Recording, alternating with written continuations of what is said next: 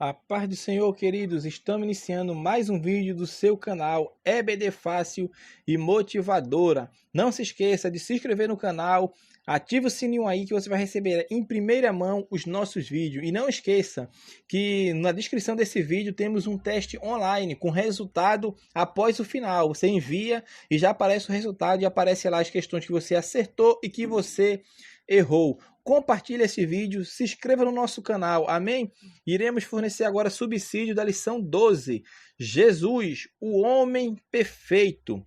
Texto áureo se encontra em Lucas 2, versículo 52. E crescia Jesus em sabedoria e em estatura e em graça para com Deus e os homens. Verdade prática, verdadeiro homem e verdadeiro Deus.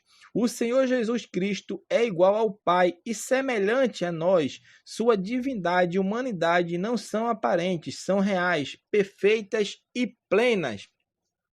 Leitura bíblica em classe encontra-se em Lucas, capítulo 2, dos versículos 40 ao 52. E o menino crescia e se fortalecia em espírito, cheio de sabedoria, e a graça de Deus estava sobre ele. Ora, todos os anos iam seus pais a Jerusalém, à festa da Páscoa. E tendo eles já 12 anos, subiram a Jerusalém, segundo o costume do dia da festa. E regressando eles, terminados aqueles dias, ficou o menino Jesus em Jerusalém, e não o souberam seus pais. Pensando, porém, eles que viria de companhia pelo caminho, andaram caminho de um dia e procuravam-no entre os parentes e conhecidos. E como não o encontraram, voltaram a Jerusalém em busca dele. E aconteceu que, passado 3 dias, o acharam no templo, assentado no meio dos doutores, ouvindo-os e interrogando-os. E todos os que ouviam admiravam a sua inteligência e respostas. E quando viram, maravilharam-se. E disse-lhe sua mãe: Filho, por que fizeste assim para conosco? Eis que teu pai e eu ansiosos te procurávamos. E ele lhe disse: Por que é que me procuráveis? Não sabeis que me convém tratar dos negócios de meu pai? E eles não compreenderam as palavras que ele dizia. E desceu com eles e foi para Nazaré. E eram-lhes sujeito. E sua mãe guardava no coração todas essas coisas. E crescia Jesus em sabedoria, em estatura e em graça para com Deus e os homens. Amém? Nós estamos iniciando então nosso subsídio que fala da lição 12, Jesus, o homem perfeito. Aparentemente parece uma lição até tranquila de se ministrar. Porém, não é. Por quê? Porque nós iremos estudar agora uma parte que ele fala na lição, que ele divide a lição em 3 tópicos, que fala Jesus, verdadeiro Deus, 2, Jesus, verdadeiro homem, e 3, Jesus, o homem perfeito. Estaremos falando sobre a natureza de Cristo, que era 100% homem e 100% Deus. Pois bem, vamos entrar no nosso subsídio de hoje. Vamos lá, o nosso primeiro ponto fala Jesus, verdadeiro Deus. Em João 1:1, o que é que nos fala a Bíblia? Em João 1:1, parte A. No princípio era o Verbo. No princípio ele já existia. Quem existia? Cristo. No princípio. Antes mesmo de Gênesis 1:1, o Verbo já estava com o Pai. Por isso esse tempo tem sua eternidade com o Pai. Antes de Gênesis 1:1, Jesus já estava com o Pai. Ele não pode fazer parte da criação. Ele não pode. Por quê? Porque todas as coisas foram feitas por ele e sem ele nada do que foi feito se fez. Assim, ele não pode ter sido uma criatura, porque nada há no universo que não tenha vindo dele. Antes da criação e do tempo começar, o Verbo já existia. João 8,58, disse-lhe Jesus, em verdade vos digo, que antes que Abraão existisse, eu sou. Essa afirmação diz respeito à sua eternidade. A Bíblia declara, Gênesis 1:1, No princípio criou Deus os céus e a terra. Mas o apóstolo João foi mais amar que no princípio era. Ou seja, já existia o verbo. O imperfeito grego para essa palavra era é existencial e transmite a ideia de continuidade. Este pensamento teológico é confirmado em todo o contexto bíblico. Ele já existia mesmo antes de começar o tempo. Existe por si mesmo. João 5:26. Porque, como o Pai tem a vida em si mesmo, assim deu também ao Filho ter a vida em si mesmo. E transcende a linha do tempo, porque ele é antes de todas as coisas, e todas as coisas subsistem por ele. Colossenses 1:17. Estava com o Pai antes da criação do mundo. Ele estava com o Pai antes da criação do mundo. João 17:5. E agora glorifica-me tu, ó Pai, junto de ti mesmo, com aquela glória que tinha contigo antes que o mundo existisse. João 17:24. Pai, aqueles que me deste, quero que onde eu estiver, também eles estejam comigo, para que vejam a minha glória que me deste, porque tu me has amado antes da criação do mundo. Então a pré-existência de Cristo é eterna.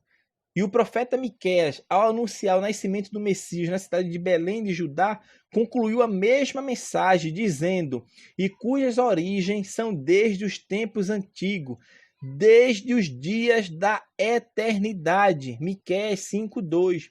Isto revela que o Filho já existia na eternidade, antes da criação de todas as coisas. Em Isaías 9:6 ele é chamado de Pai da eternidade.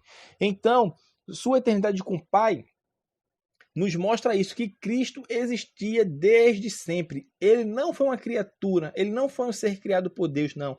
Ele é eterno juntamente com o Pai. Amém? Seus atributos, grandezas e perfeições. Além de todos os textos que ensinam explicitamente que o Senhor Jesus é Deus, nós encontramos também na Bíblia todos os atributos da divindade nele. Todos os atributos da divindade nós encontramos em Cristo. Nós encontramos o quê? A eternidade, que eu falei agora pouco. Tudo que eu falei agora aqui, sua eternidade com o Pai, falou da eternidade de Cristo.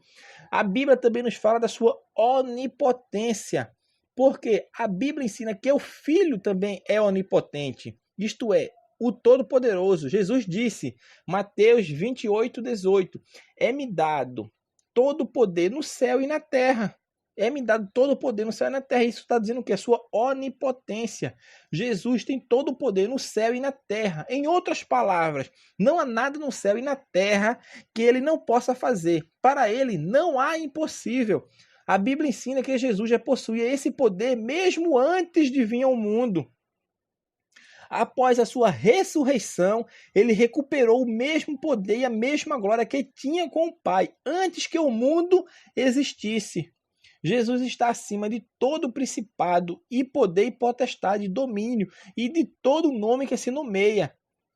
Não só neste século, mas também no vindouro. Efésios 1:21 fala disso.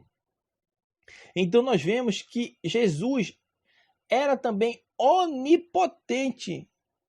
Outro atributo divino que Jesus tinha era a sua onipresença. Por quê? Porque a onipresença é o poder de estar em todos os lugares ao mesmo tempo.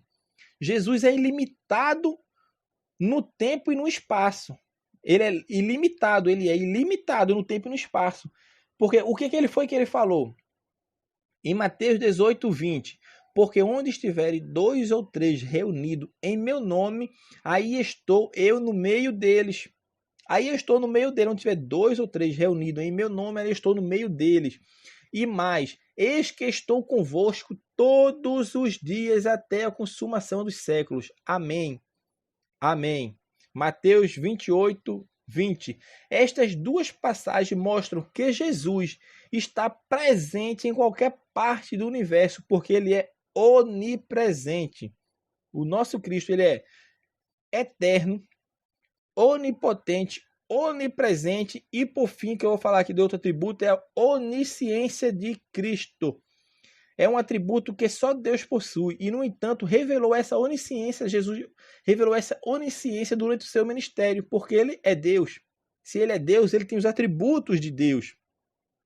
Em João 1, 47, 48, fala que Jesus viu Natanael vir ter com ele e disse dele: eis aqui um verdadeiro israelita, em quem não há dolo. Disse-lhe Natanael: de onde me conheces tu?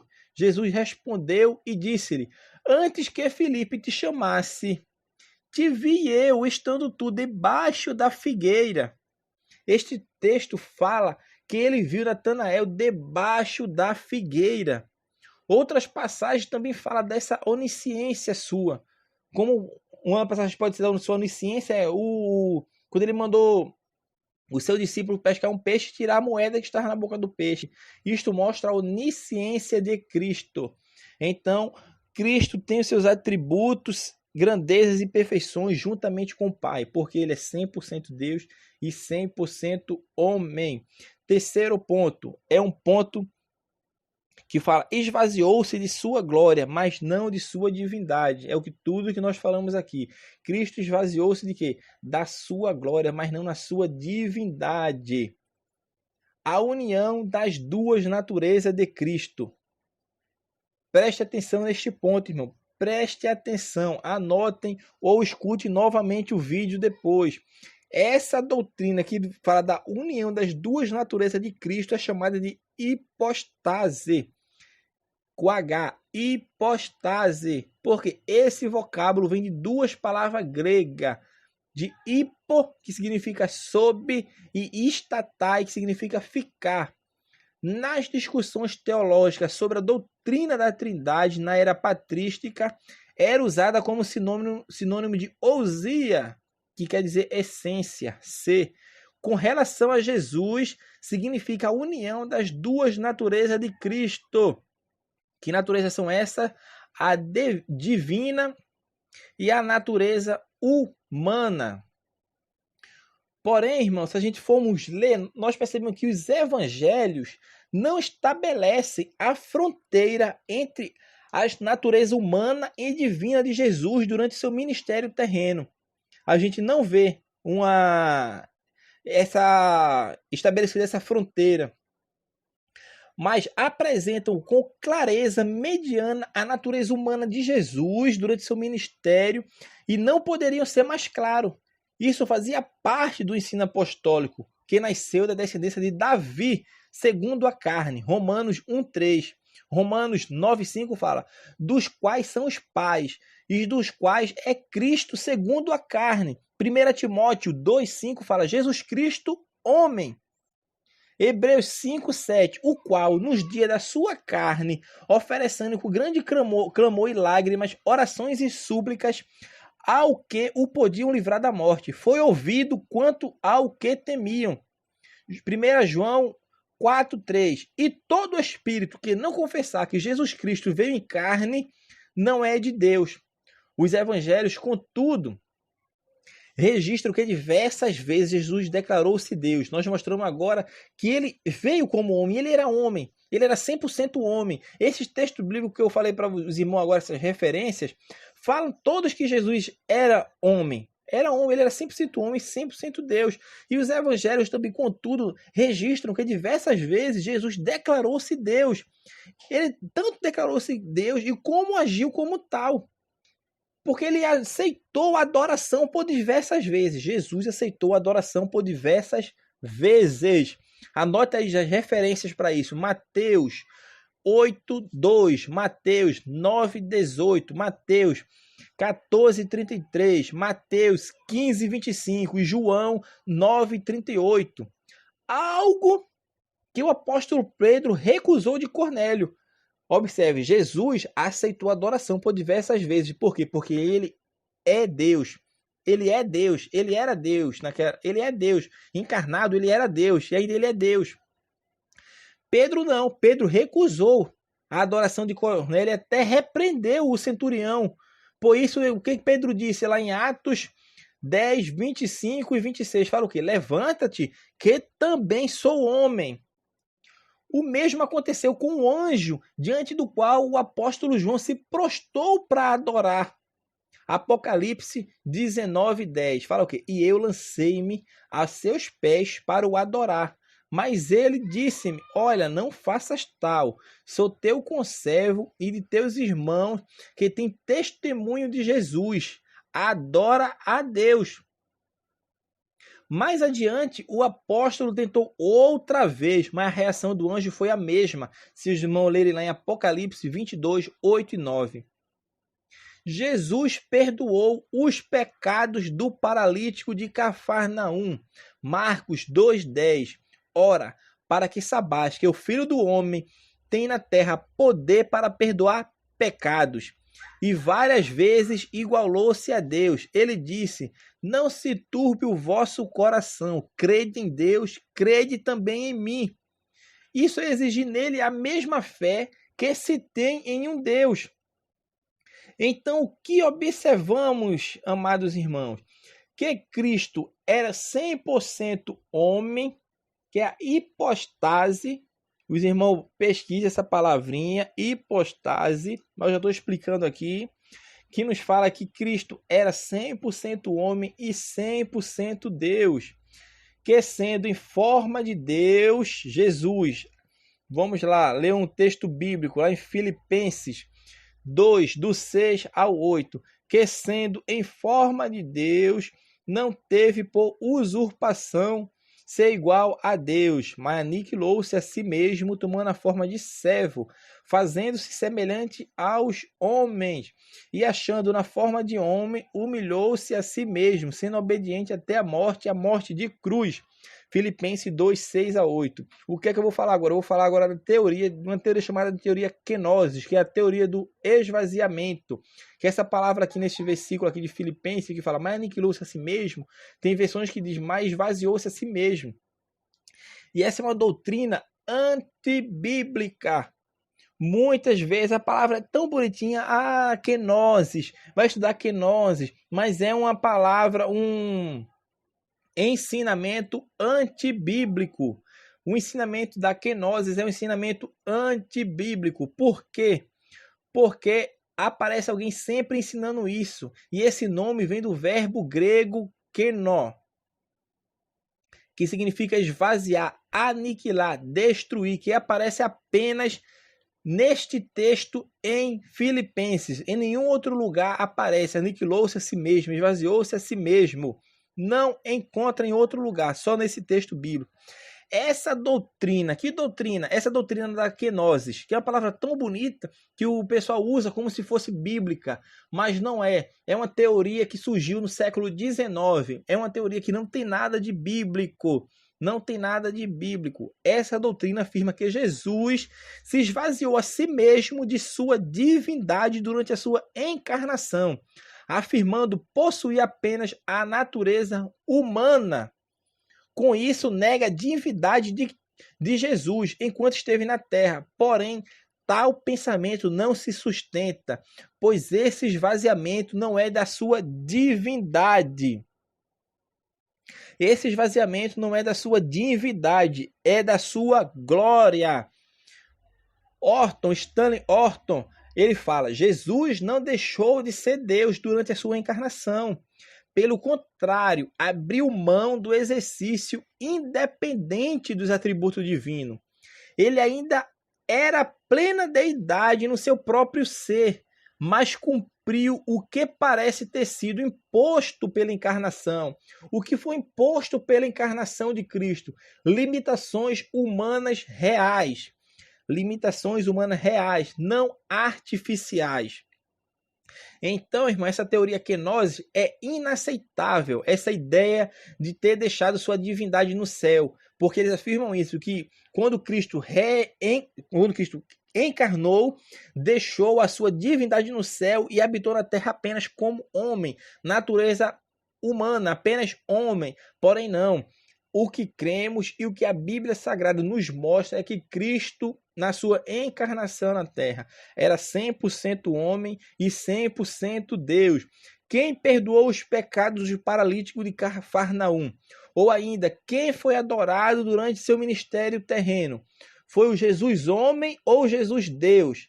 Claro que foi o Jesus Deus. Diante do exposto, torna evidente a falácia da doutrina quenótica. Essa doutrina que é a teoria quenoses, é uma doutrina antibíblica.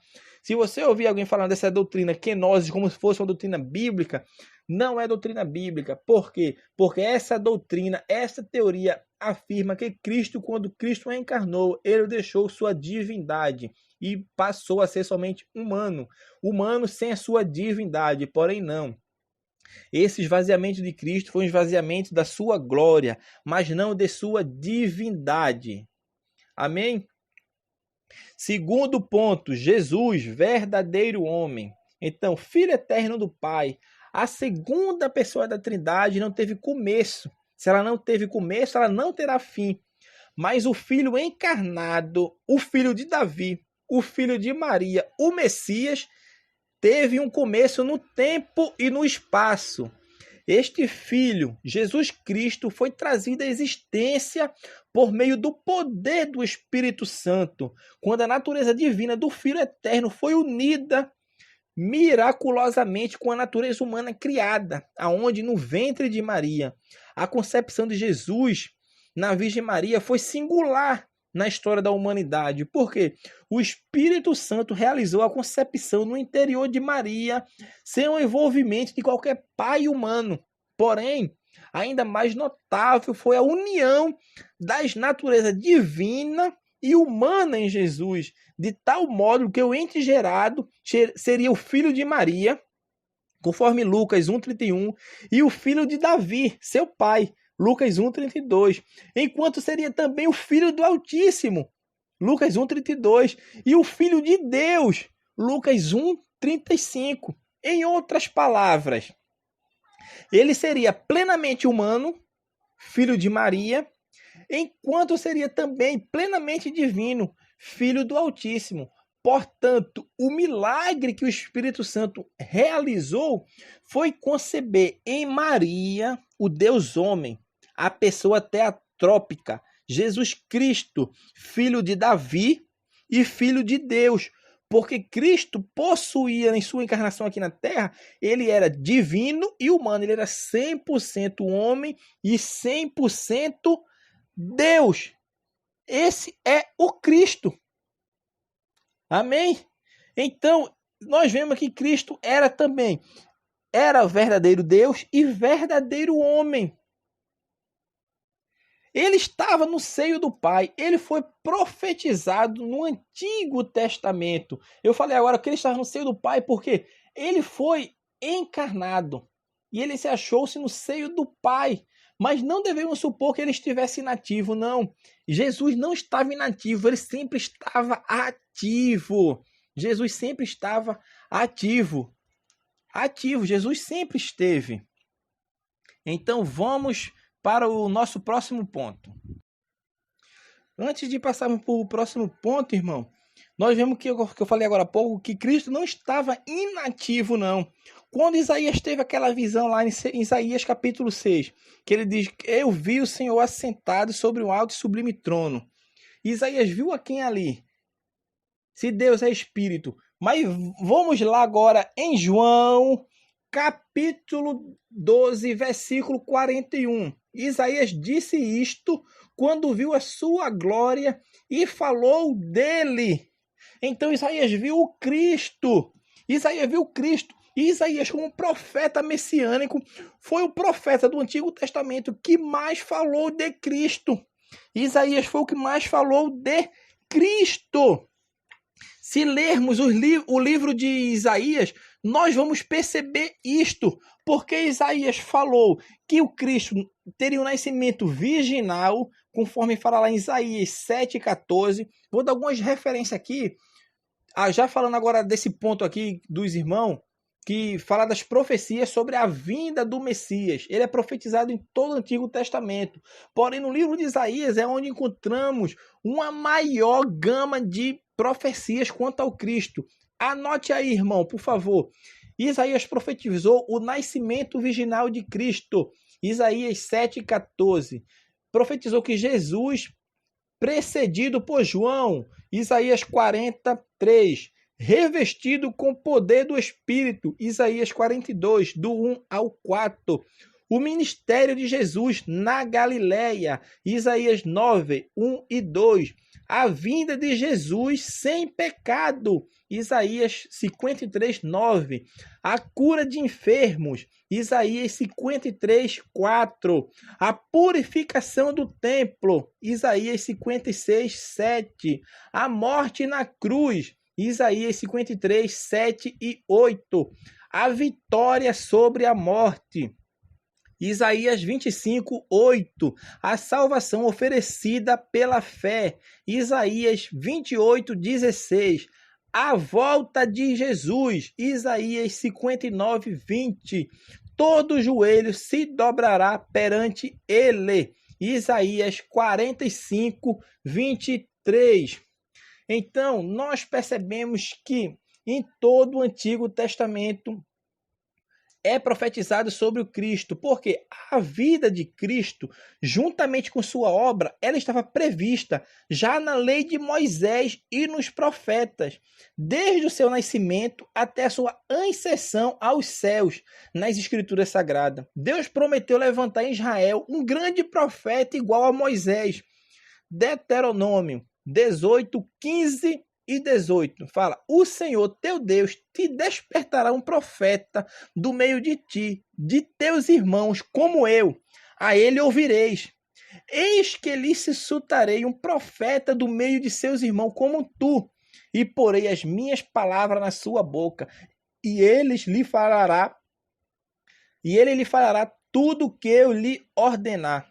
O apóstolo Pedro, mais de uma vez no dia de Pentecoste e num discurso após a cura do coxo na porta chamada Formosa, lá em Jerusalém, ele apresentou o perfil de Cristo no Antigo Testamento, provando assim que os últimos acontecimentos eram o cumprimento das Escrituras. Ele afirma que essa profecia se cumpriu em Jesus. Os irmãos podem ler lá em Atos, capítulo 13, versículo 22 e 23. Os demais profetas também falaram de Cristo. A Bíblia hebraica constitui-se apenas do Antigo Testamento e está dividida em 3 partes: leis, profetas e escritos. Escritos são as referências aos hagiográficos, que quer dizer escritos sagrados. Essa divisão já existia na época de Cristo, conforme Lucas 24, 44. Em seus salmos representam a categoria dos hagiógrafos. A expressão todos os profetas, de Atos 3, 24, não significa necessariamente aqui todo o Antigo Testamento. Isso acontece em outro lugar do Novo Testamento, como Atos 10, 43, pois o apóstolo Pedro é específico quando diz, desde Samuel. O apóstolo Pedro falou, desde Samuel, em Atos 3, 24. Além disso, anteriormente cita Moisés e depois retoma: na sua descendência serão benditas todas as famílias da terra. Atos 13, 25. Que é uma citação de Gênesis 12, 3. Tudo isso o apóstolo Pedro pregou ali. Há no Novo Testamento inúmeras profecias messiânicas. No Antigo Testamento. Não, me desculpe. Há no Novo Testamento inúmeras profecias messiânicas. Sim, inúmeras profecias messiânicas. Há no Novo Testamento, o que? Profecias messiânicas do Antigo Testamento cumprida em Jesus. Na verdade, todo o pensamento das Escrituras gira em torno de Cristo. Gira em torno de Cristo. Jesus disse: são elas que de mim testificam. João 5,39. São elas que de mim testificam. Eis algumas delas. Vamos lá. Os irmãos anotem os versículos, irmão, que estou anotando aqui, que são versículos de fundamental importância para você levar para a sua sala de aula. É uma lição que aparentemente parece fácil, mas não é. Eu falei de um ponto interessante que foi da quenose. Os irmãos têm que combater essa doutrina antibíblica. Essa doutrina tem que ser combatida. É uma doutrina pós-moderna. Vamos lá, continuando aqui nessa parte aqui. Que eis algumas delas. Vamos lá, de Cristo. semente da mulher. Gênesis 3:15. E esse confirmado lá em Gálatas 4:4. Descendente de Abraão, Isaque e Jacó. Isso está lá em Gênesis 12:3 e é confirmado lá em Lucas 3:33, 34. Ele é descendente de Judá. Isso fala lá em Gênesis 49:10 e essa profecia é confirmada lá em Mateus 1, 2 e 3. E eu falei também aqui, como eu falei antes de Isaías, que ele nasceria de uma virgem. Está lá em Isaías 7:14, como eu falei. E essa profecia é cumprida lá em Mateus 1:18. Em Belém de Judá, Miqueias 5:2 é confirmada lá em Mateus 2, do 1 ao 5. Da linhagem de Davi, Jeremias 23:5 e 6 é confirmada lá em Mateus 2:1. Fugiria para o Egito. Quem falou disso foi Oséias 11:1. Oséias 11:1 é confirmada lá em Mateus 1:16. As crianças de Belém seriam assassinadas. Jeremias 31:15. Lá em Mateus 2:7, isto é confirmado. Eu vou falar todas aqui para os irmãos, porque é bom que os irmãos tenham bastante subsídio. Entraria triunfante em Jerusalém, montado no jumento. Zacarias 9:9. Essa passagem também, isso é confirmado lá em Mateus 21, do 1 ao 11. Seria traído por um amigo. Salmos 41:9. É confirmado lá em Mateus 26, 14 a 16. Seria condenado pelos nossos pecados. Isaías 53, do 8 ao 11. Confirmação. 1 Coríntios 15:3. Seria crucificado. Salmo 22:1. Confirmado lá em João 19, do 17 ao 19. Ressuscitaria dentre os mortos. Salmo 16:10. Está confirmado lá em Mateus 28, do 1 ao 5. Retornaria ao céu. Salmo 24. E lá em Atos 2, 9 a 11, está essa profecia sendo cumprida. Seria sacerdote segundo a ordem de Melquisedeque. Salmo 110, 4. Confirmação. Hebreus 5, o 5 e o 6. Amém? Então vamos lá. Ele foi encarnado no Novo Testamento. Cristo encarnou. João 1:14. E o Verbo se fez carne e habitou entre nós, cheio de graça e de verdade. E vimos a sua glória como a glória do unigênito do Pai.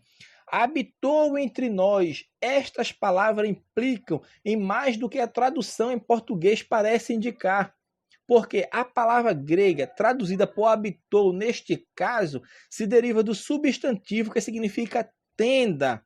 E é bem provável que, apesar desse vocábulo ser usado no simples sentido de habitar, sem qualquer referência à sua etimologia, contudo, o místico autor do Evangelho de João talvez tenha querido fazer uma definida alusão ao tabernáculo armado no deserto, onde o Senhor viera a habitar no meio do seu povo. Estamos lembrando das manifestações visíveis da presença de Deus, como no caso da coluna de fogo e nuvem que pairava por cima da tenda da congregação. E isto servia de sinal externo de que Deus, em forma perfeitamente real, habitava com o seu povo antigo. E tem a confissão da encarnação, porque em João, 1 João 4:2 fala o que? Nisto conheceis o Espírito de Deus. Todo espírito que confessa que Jesus Cristo veio em carne é de Deus. Todo. E na lição anterior nós falamos do anticristo, e o anticristo nega isto. Ele nega, porque é o espírito do anticristo já fazendo que o quê? Que o povo venha ao erro. Então o teste exposto, esse teste da confissão, todo aquele que confessar que Jesus Cristo veio em carne é nascido de Deus. Ele veio de Deus. Nisto você vai conhecer o Espírito de Deus, porque todo que confessar que Jesus Cristo veio em carne é de Deus, porque Jesus Cristo veio em carne.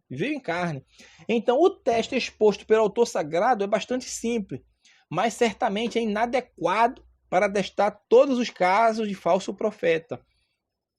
Os irmãos entenderam?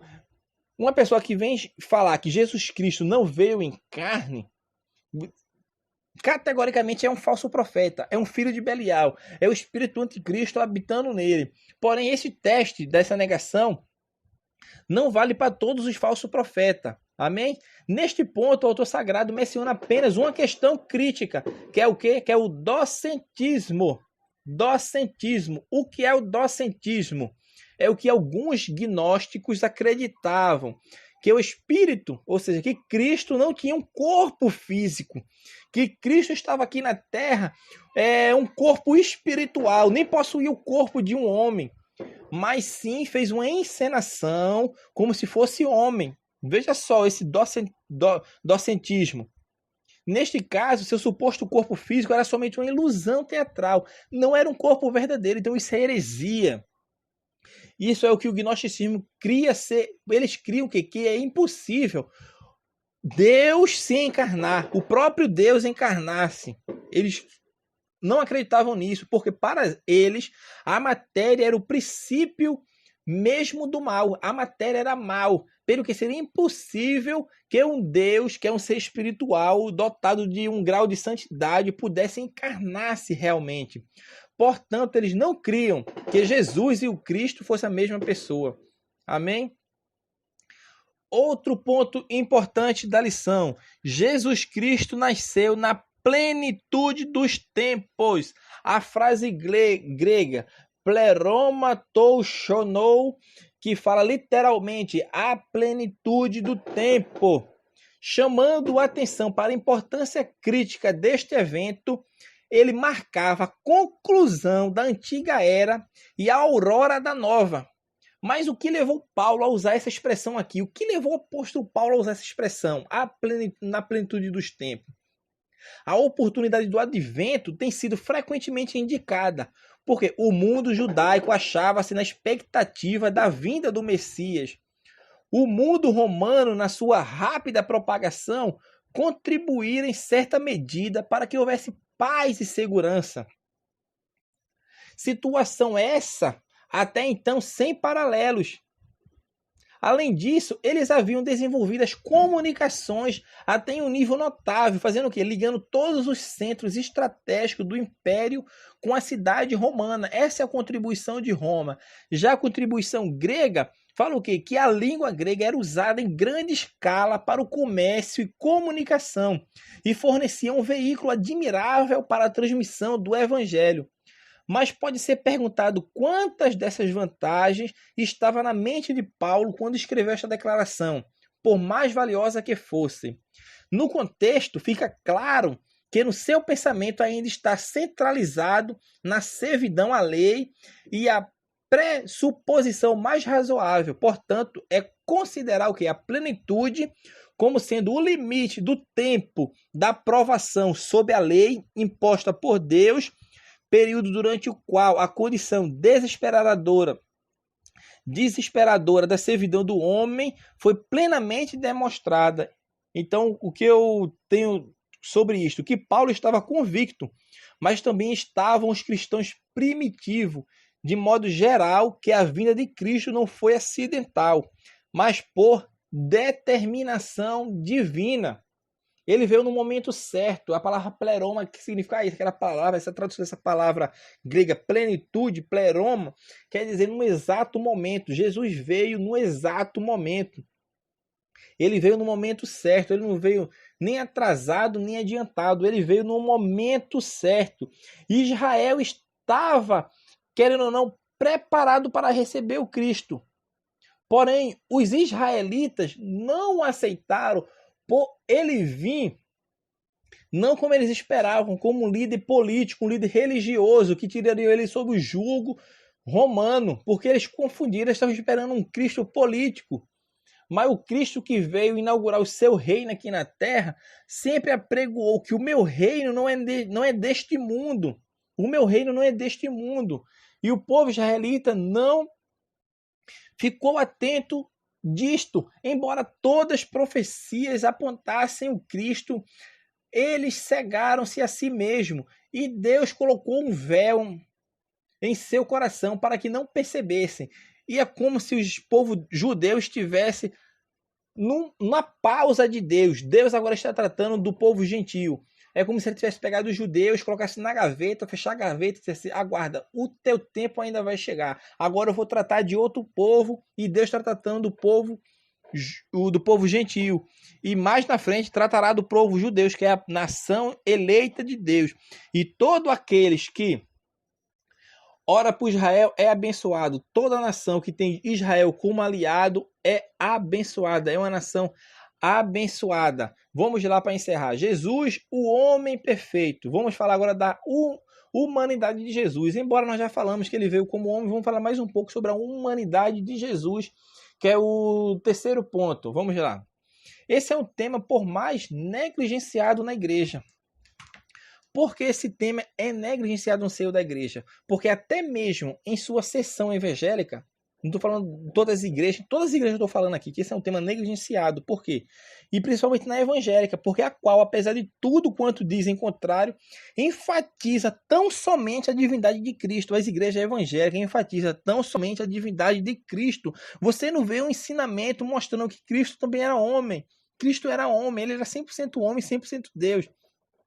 Até mesmo no que tange a sua natureza da encarnação. Por isso, em muitas igrejas, Cristo é um Cristo docético, explicando, na opinião de tantos cristãos, Cristo é humano apenas na sua aparência. E isso representa uma antiga heresia gnóstica, que ele fala que Cristo é humano apenas na aparência. Mas isso representa uma antiga heresia, uma heresia gnóstica. De acordo com esse ponto de vista, tudo quanto Cristo é visto a fazer em sua missão terrena, como seus milagres e sua impecabilidade, é atribuída à sua natureza divina. De tal modo que não é maravilha que ele tenha feito o que fez, é certo que morreu. Se você está acreditando nisso, isso é uma heresia, irmão. Porque Cristo veio como homem, ele foi tentado como homem, ele operou seus milagres como homem. Porém, a verdadeira inteira dessa questão é que o Senhor Jesus cumpriu a sua missão inteira como homem, extraindo do Espírito Santo que a ele fora conferido sem medida. Todo o poder que exerceu foi como homem, ele exerceu como homem, extraído do Espírito Santo. E este o foi transformando como homem, para que pudesse operar obras admiráveis. Pode-se afirmar que Cristo operou os seus prodígios do mesmo modo que nós podemos operá-lo hoje, e maiores ainda, porque o próprio Jesus falou isso em João 14:12. Tal como o crente pode fazer conforme vai sendo transformado, porquanto essa é uma avenida de desenvolvimento espiritual aberta para todos os remidos. Isto está aberto para todos os remidos. Ora, é exatamente esse aspecto que empresta sentido e força à humanidade de Cristo e à sua encarnação, pois declara que tudo quanto ele realizou como homem pode ser realizado por nós também. As operações de Cristo aqui na terra foi como homem. Isto de estar colocando apenas a sua divindade é uma heresia, Embora ele fosse 100% homem, 100% Deus, o próprio Cristo falou: aquele que crê em mim, obras maiores fará. Então ele fez os seus milagres, seus prodígios como homem. O que ele fez como Deus, 100% Deus aqui na terra, foi perdoar pecados. Ele perdoou pecados e aceitou a adoração. Somente e a isso ele fez como Deus aqui na terra.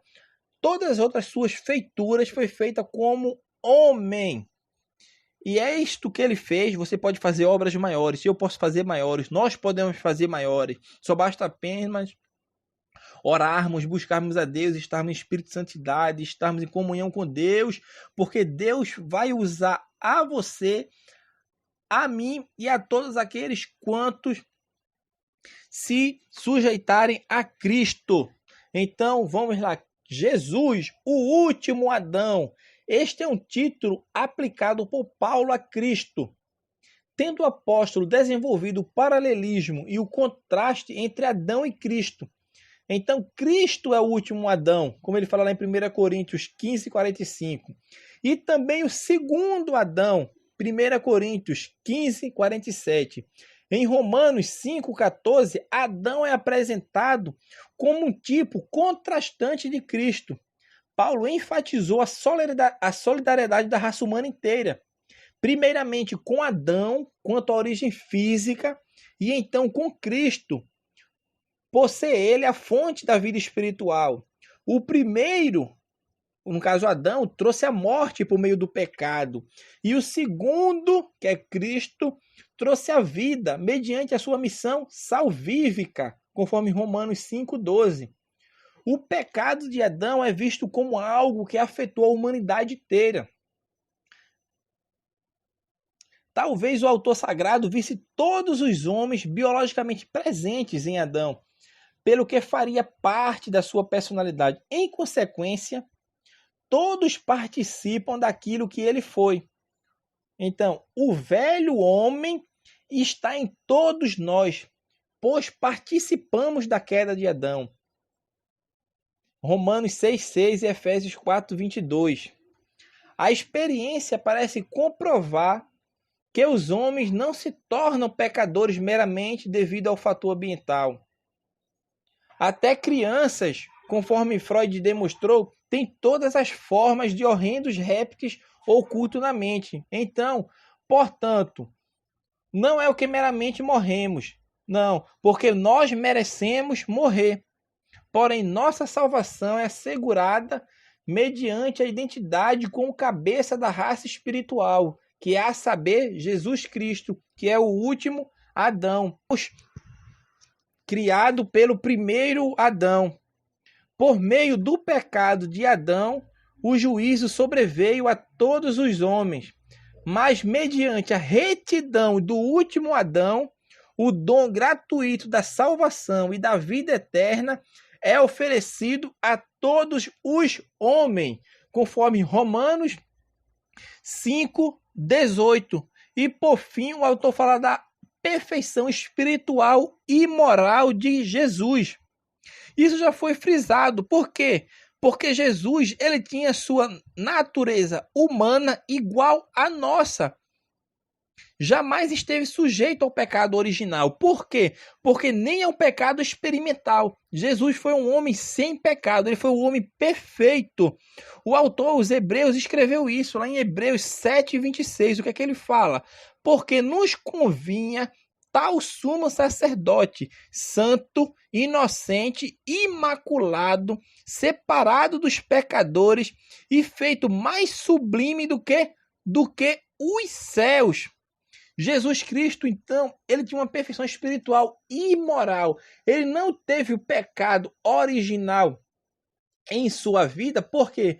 Porque ele foi gerado pelo Espírito Santo no ventre de Maria. Ele foi gerado e Jesus estava isento. Ele é perfeito, tanto no agir quanto no falar. Amém? Amém. Então terminamos o nosso subsídio dessa lição 12. Não se esqueça de compartilhar nosso vídeo, de se inscrever no nosso canal, ativar o sininho. Na descrição desse vídeo nós temos aqui um teste online que dá o resultado. Assim que você enviar, você confere a resposta, as suas respostas que você acertou e que errou.